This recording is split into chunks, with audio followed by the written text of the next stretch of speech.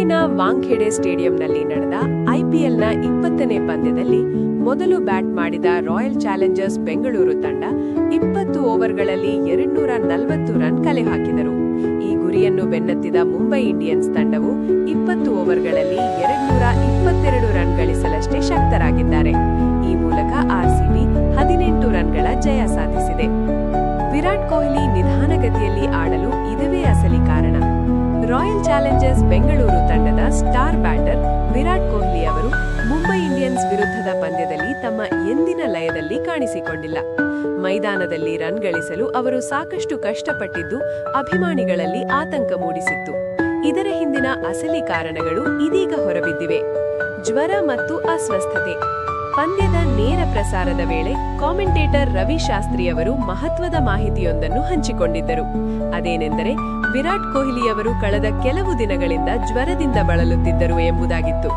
Mumbai Indians ವಿರುದ್ಧ ಪಂದ್ಯದ ದಿನವೂ ಅವರು ಪೂರ್ಣ ಪ್ರಮಾಣದಲ್ಲಿ ಚೇತರಿಸಿಕೊಂಡಿರಲಿಲ್ಲ.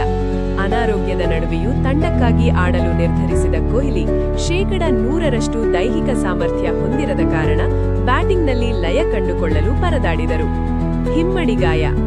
ಒಂದೆಡೆ ಜ್ವರದಿಂದ ಬಳಲಿದ್ದ ವಿರಾಟ್ ಕೊಹ್ಲಿಯವರಿಗೆ ಬ್ಯಾಟಿಂಗ್ ಮಾಡುವಾಗ ಹಿಮ್ಮಡಿಗೆ ಸಣ್ಣ ಪ್ರಮಾಣದ ಗಾಯವಾಗಿದೆ.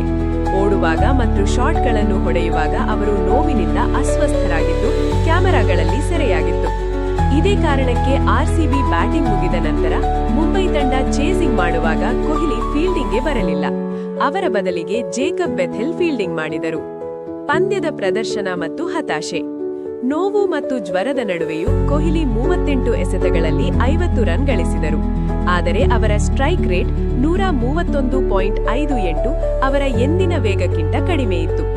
ಅಲ್ಲದೆ ಔಟ್ ಆದ ನಂತರ ಡಗೌಟ್ನಲ್ಲಿ ಕುಳಿತಿದ್ದ ಕೊಹ್ಲಿ ತಮ್ಮ ಬ್ಯಾಟಿಂಗ್ ಬಗ್ಗೆ ತೀವ್ರ ಹತಾಶೆ ವ್ಯಕ್ತಪಡಿಸುತ್ತಿರುವುದು ಕಂಡುಬಂದಿತ್ತು.